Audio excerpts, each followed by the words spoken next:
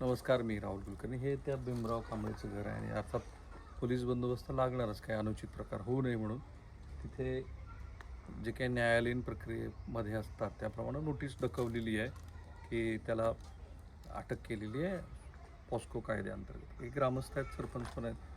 आणि एक अशी केस मी आता तुम्हाला दाखवणार आहे की जी खरं तर न्यायालयात त्यावेळेला योग्य पद्धतीनं हाताळली गेली असती आणि त्या 17 वर्षाच्या मुलीला न्याय मिळाला असता तेव्हा, किंवा त्या कुटुंबाला न्याय मिळाला असता, तर आज हा प्रसंगच आपल्यावरती आला नसता.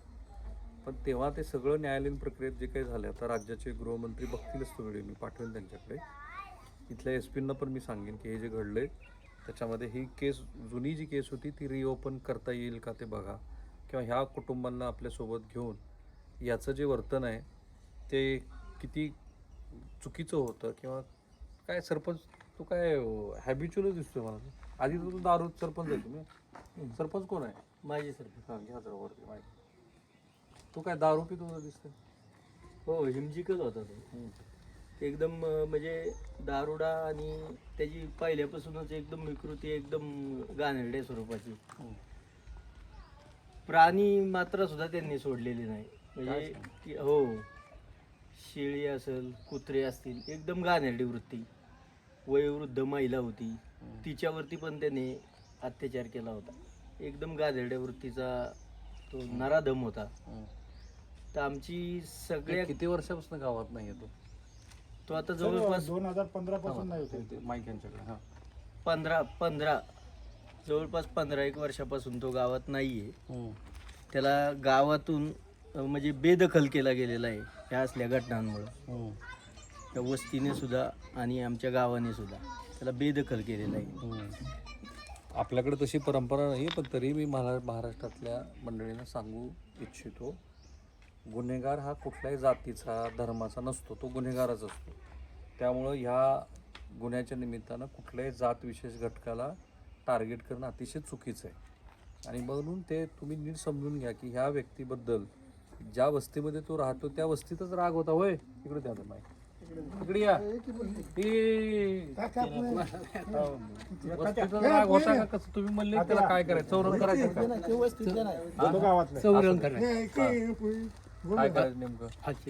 असं त्याला उशीर झालाय, 2-3 प्रकरणं घडून गेली. हा, मग त्याला टाइम नसताना लावायला त्या टायमाला हे करायला लगेच. तुमच्याशी तर बोलायचं की नाही? हां, तुमच्याशी तरी ना आमची घरात तुमच्याशी बोलणं भाषण होतं का म्हणलं? नाही ना, नाही, नाही कोणाशीच नाही का? नाही ना, कोणा संघ नाही, त्यांच्या संघ नाही. जे मारणार त्या जे मारणार त्याच्या संघ अजिबात. 2000 भीमराव कांबळे हा व्यक्ती साधारणतः 15 वर्षापासून गावातच नाही. त्याची विकृती इतकी खराब होती, तो माणूस इतका खराब होता की त्यांनी पहिला हा प्रकार 1998 मध्ये केला होता.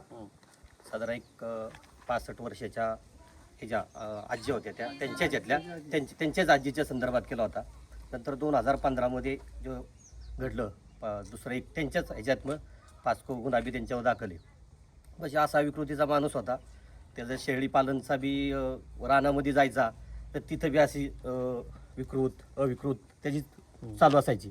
समजा साधारणतः महिला इकडून तिकडून जर जाण्याची म्हणजे महिला सांगायच्या की त्याची नजरच एक वेगळ्या प्रकारची होती. त्यामुळे असल्या माणसाला साधारण फाशीच झाली पाहिजे अशी आमच्या ग्रामस्थांची तरी मागणी आहे.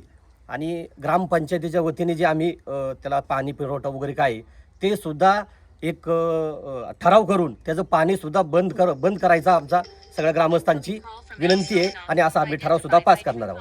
आता त्याला पाणी कुटुंबाला मिळणार नाही.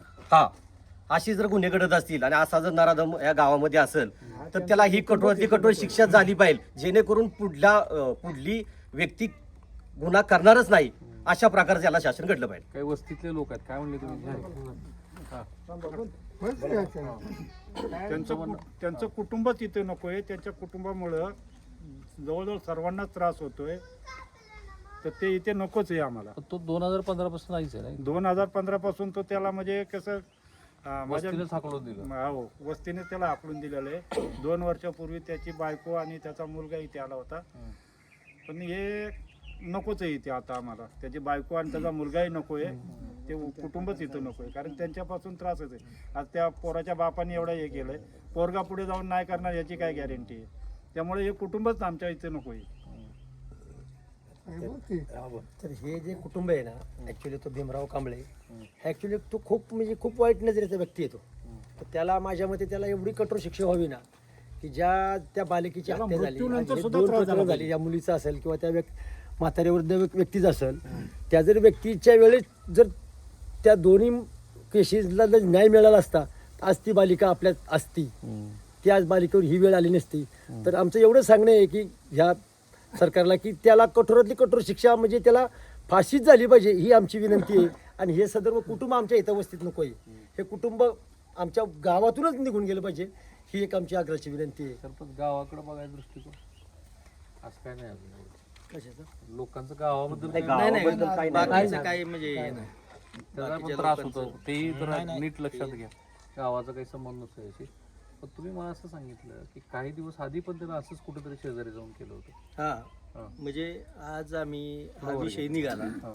तर एका लग्न कार्यामध्ये होतो, तर त्यावेळेस सांगण्यात आलं की माळेगावमध्ये आहे ना त्यांनी एक 4-5 दिवसापूर्वी का 2 दिवसापूर्वी एका म्हणजे डोक्यामध्ये हे असलेल्या गतिमंद असलेल्या महिलेला त्यांनी छेडछाड करण्याचा प्रयत्न केला होता. तर त्यावेळेस पण तिथले लोकांनी म्हणजे त्याला टार्गेट केलं होतं, परंतु दुसऱ्या कायद्याची भीती आणि दुसऱ्या त्यामुळं- कायद्याची भीती आहे, ॲट्रॉसिटी वगैरे, त्यामुळे ते थोडंसं हे झालं. वस्तीतलं अजून कोण आहे दोघांचं?